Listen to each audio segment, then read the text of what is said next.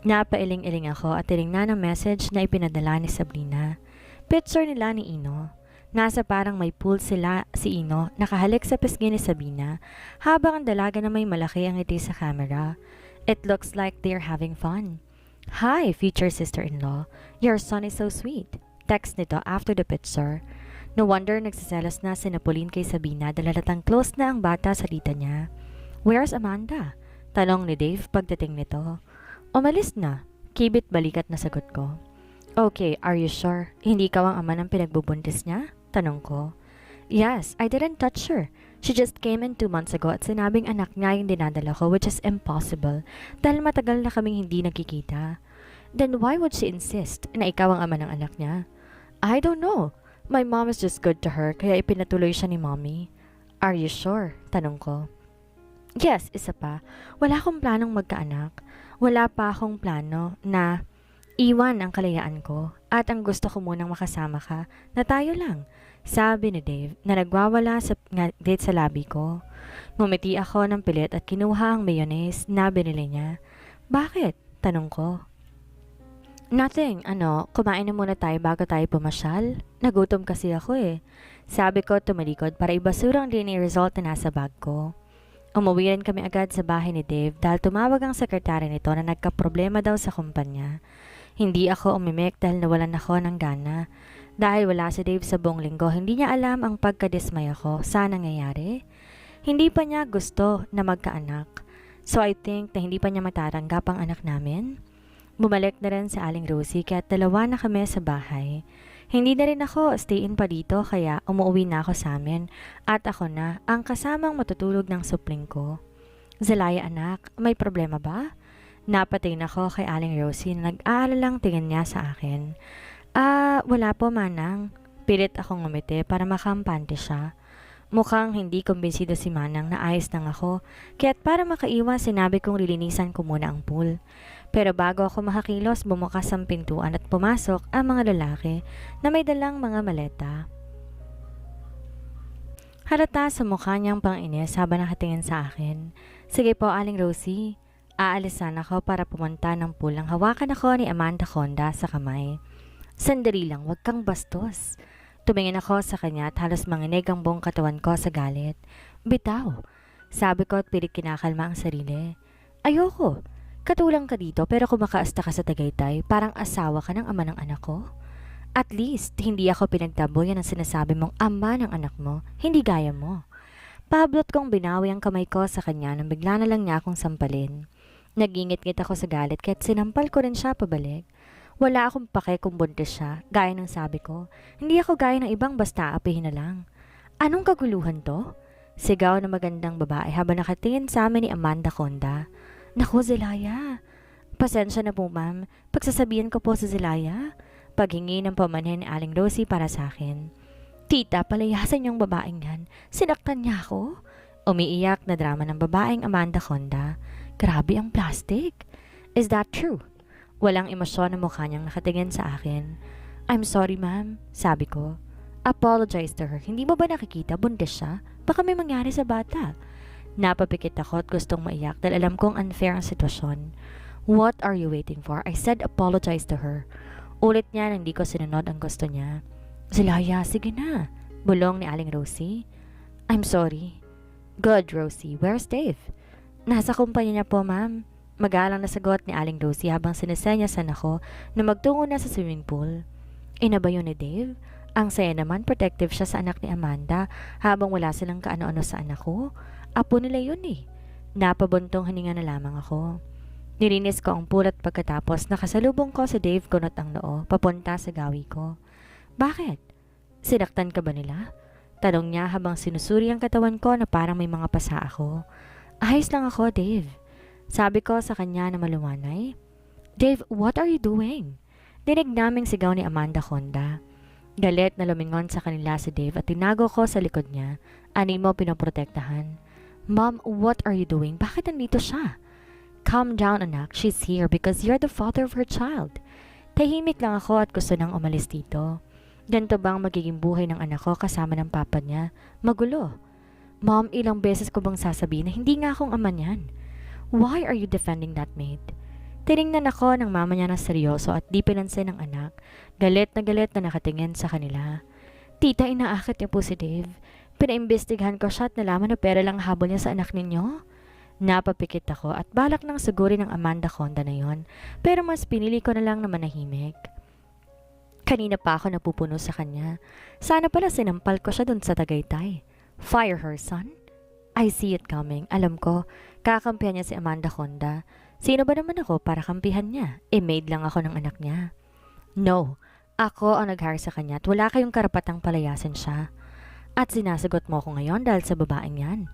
No, ma'am, pero sobra ka na. Bakit mo ko pinapakailaman? Bakit ba pinipilit mo na akong ama ng bata? Hindi nga ako. Binawi ko ang kamay na hawak kay Dave at hinarap ang mama niya. I'm sorry, ma'am. Magre-resign na lang po ako. Good. Kawawa naman ang anak ko sa kanya. Mabutit hindi ko pa sinasabi sa kanilang lahat. No, hindi ako papayag, si Dave. Sa lakas ng sigaw niya kahit si Amanda Conda hindi nakaarte. Mararamdaman ang galit at tutol nito sa desisyon ko. Why are you leaving? Napatingin kami sa bagong dating. It's Sabina. Kunot ang noo. Sister-in-law, yung babaeng yan, inaaway ako. Sumbong ni Amanda Conda kay Sabina at kumapit to sa braso ng dalaga. Get away from me, hindi tayo close, no? Siguro kung wala kami sa seryosong sitwasyon, matatawa ako, lalo nang makitang napahiya si Amanda Conda. Mom, pabayaan natin si Kuya. Kung gusto mong dito tumira yung babaeng yan, sa guest room siya ni Kuya matutulog. Huwag siyang feeling asawa dito dahil dito rin ako titira, ha? Sa pa, ilang months na lang naman din, pwede na tayong magsagawa ng DNA result sa anak niya. Halatang hindi niya talaga gusto si Amanda.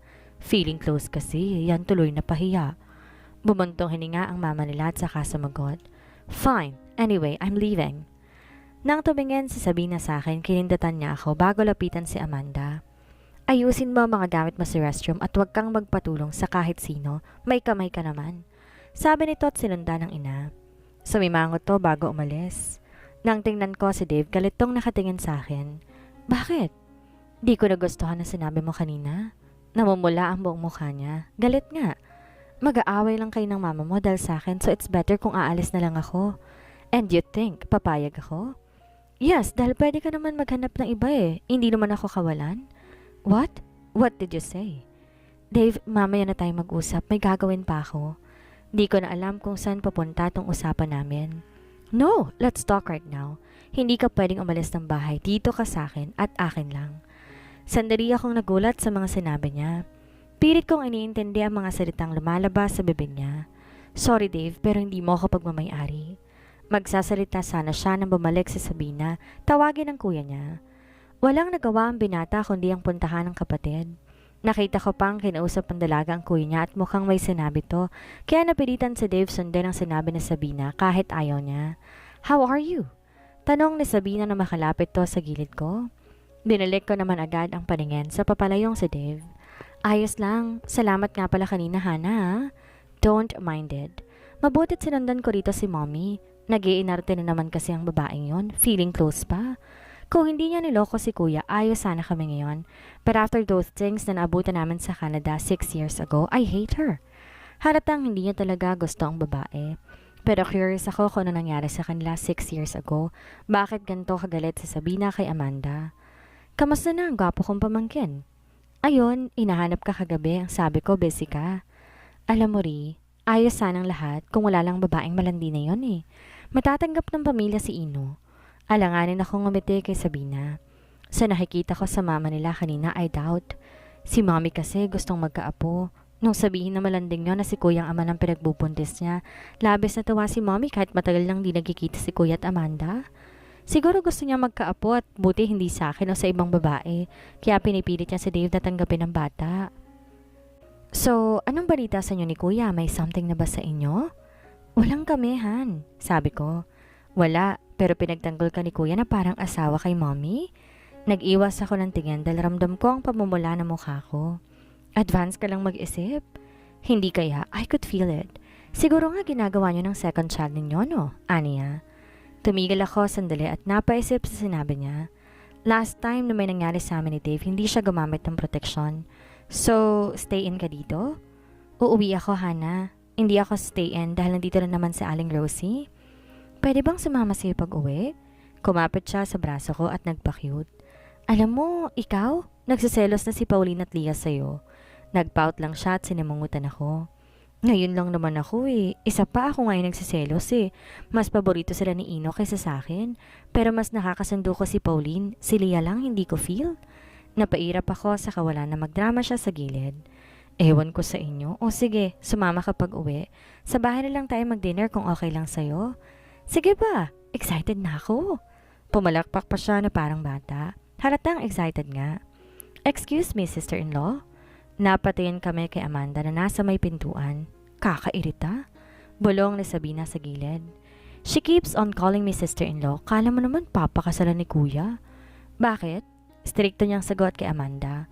Ibang-iba sa pakikitungo niya sa akin. Pwede bang sabay tayo mag-dinner later? Napaka-plastic. Hindi pwede. Sasabay ako kay Zelaya mamaya.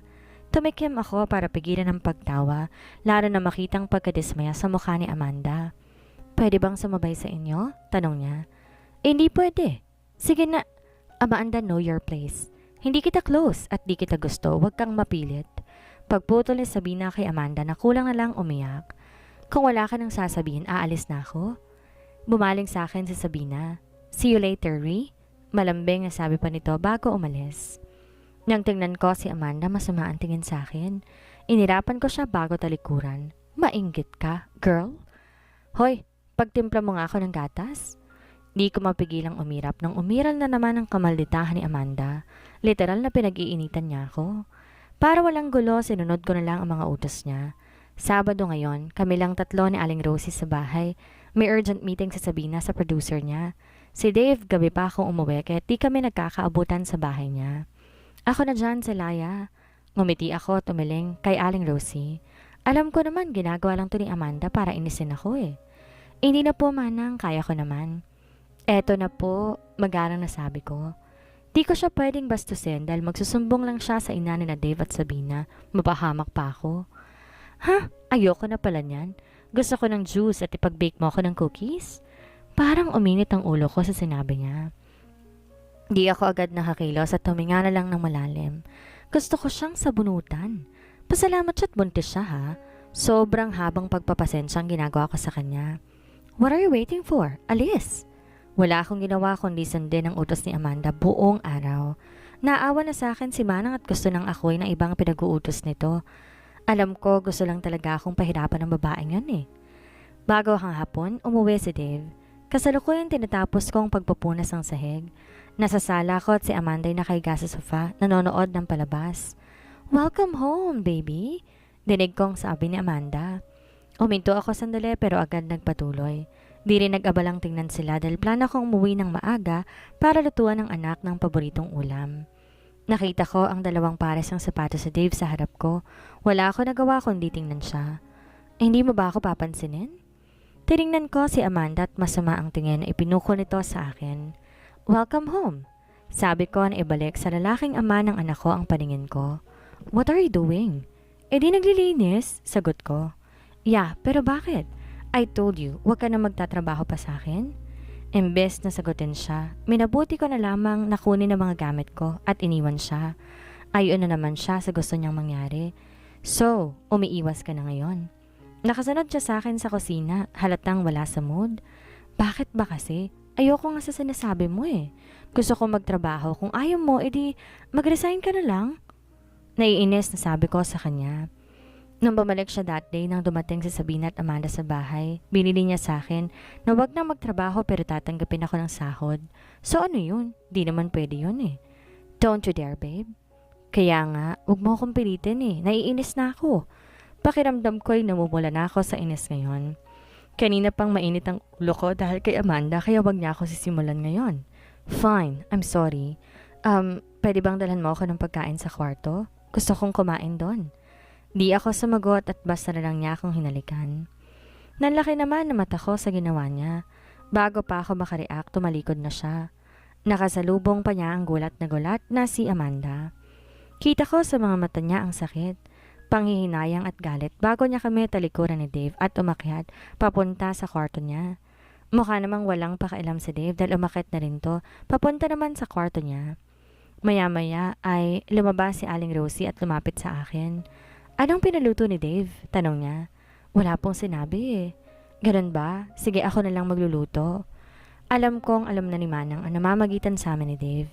Alam ko dahil walang pake si Dave kung malaman ang lahat ng tungkol sa amin. Zelaya, wag mo namang mamasamain. Alam kong mabuti kang bata pero pwede bang malaman ang atensyon mo sa alaga ko? Hindi ko sinasadya pero narinig kitang minsan kausap ang anak mo. Po? Ano pong ibig ninyong sabihin, Aling Rosie? Nauutal na tanong ko sa kanya. O ba't ka kinakabahan? Ang sabi ko lang naman, narinig kong may anak ka. Nagtataka ako kung bakit ang isang gaya may nagtatrabaho dito. Pangmayaman ang tindig mo, talata sa salita mo. Galing ka rin sa isang may kayang pamilya. Noong una baliwala sa akin eh. Pero nung narinig kitang kausap ang anak mo, ang sabi mo, malapit mo nang makita ang ama niya. Napapaisip tuloy ako, sino bang tinutukoy mo? Nalumo akong bigla sa sinabi ni Aling Rosie. Pakiramdam ko, nabisto ako sa salang di ko ginawa. Akala ko nung una gaya ka nila na manggagamit, dagdag niya. Pero sa nakikita ko mabait kang tao eh. Di ko na rin tatanungin anong pakay mo dito, ang gusto ko lang malaman. Anong intensyon mo sa alaga ko, kung masama ba o hindi? Wala po akong masamang binabalak, Manang. Maayos pong intensyon ko dito at may gusto lang akong malaman kaya nagtrabaho ko dito. Alam ko na ang turing niya kay Dave ay anak at alam ko yon dahil ganun ako sa anak ko. Mabuti kung ganun. Mag-iingat ka sana, iha. Hindi maling gustuhin si Dave, mapanganib siyang gustuhin. Ngumiti siya pero sa sinabi niya, kinabahan akong bigla. Mamaya maluluto na to. Dugtong niya at tumango ako dito. I excused myself at pumunta sa room namin para tingnan ang cellphone ko. I need to check kung may text ba si Ino or wala. Di nga ako nagkamali dahil agad na nagring ang phone ko at tumatawag ang anak ko. Hello anak. Umupo ako sa kama, hinintay na sumagot ito. Narinig ko pa ang tawa niya sa kabilang linya. Hello mama, stop it Annie. Kumunot ang noo ko dahil clueless ako sa nangyayari sa kanila. Stop it anak, let Ina talk to her mother. Boses ni Agatha. Di ako pwedeng magkamali. It's Agatha's voice. Umuwi ba sila sa Pinas? Hello, Mama. I'm sorry, Mama. Nahabol kasi ako ni Oshani eh. Halatang tumakbo dahil rinig kong hinihingal to. Nandyan ba si Tita Agatha mo, anak? Yes, Mama. Bakit di ako na-inform na uuwi sila? Okay, so why are you calling, baby? May sasabihin ka ba kay Mama? Tanong ko sa kanya. When ka po uuwi, Mama? Mamaya, baby. Why? Can I come with you later? May pupuntahan ba ako? Saan, baby? Kasi hindi ko talaga alam kung may pupuntahan ako o baka nalimutan ko lang. Hanapin si Papa. I'm excited na, Mama. I can feel it. Uuwi na si Papa sa atin. Gusto kong may excuse na may gagawin ako mamaya pero di ko kayang sabihin. Halatang excited ang anak ko. Di ko alam bakit niya nasabi to. Okay anak, later pag uwi ni Mama ha? Sabi ko na lang sa kanya at narinig ko pa ang sigaw nito. Kahit anak ni Agatha ay narinig kong nakikisabay sa tawa ng anak ko. Ino baby, can you give the phone to Tita Agatha? Okay Mama. Naghintay ako sandali bago narinig ang boses ng kaibigan ko. Where's Pauline? Ayun, may date daw. Aniya at bahagya pang natawa. Date kay ex? Ang rupok. Napailing ako dahil alam kong ex ni Pauline ang kikita ng marupok naming kaibigan. So what's your plan? Tanong ni Agatha. I don't know, hindi ako prepared doon. I'm sorry, Ri. I think it's because of my daughter. Kanina kasi tinatanong niya si Ino kung nakita na daw ba ang papa niya. And it's too late for me na pigilan yon. No, it's okay, Agatha. Hindi ko alam saan siya dadalhin mamaya. Alangan namang dalhin ko siya dito sa bahay ng ama niya. Nandito yung Amanda Conda. Oh, yung feeling close na kinukwento mo sa akin? Yes, at mainit ang dugo niya sa akin. I-expect mo na yon. Ikaw kasing nilalandi ng ama ng baby niya eh. Hindi naman sure na si Dave ang ama ng baby niya. Di ko mapigilang mairita kapag naririnig ang bagay na yon. Why affected friend? Are you falling in love with him? What? Of course not. No, ayoko lang na may anak siya sa iba habang di pa nanarasan ng anak ko ang pag-aaruga niya. Why do I sound so selfish? Ang gulo mo. Kung ganun, edi sabihin mo sa kanya na may anak siya sa'yo, sabi ni Agatha. Kahit ako nga naguguluhan na. Huwag mo nang kilalanin. But he said, sabihin mo na lang kaagad, it is lost anyway kung di niya naman tatanggapin si Ino. Dagdag ng kaibigan. Hindi pa niya gusto ng anak, sabi niya. Naalala ko na naman ang sabi niya sa akin sa Tagaytay. Kung gano'n, mag-resign ka na dahil wala kang mapapala dyan. Natahimik ako sa sinabi ni Agatha. May point siya. Anong point kung bakit nandito pa ako kung nakuha ko ng sagot? You can't, right? Maybe because nahuhulog ka na sa kanya. Hindi ako nakapagsalita. Sandali pa lang ako dito. Possible ba yun?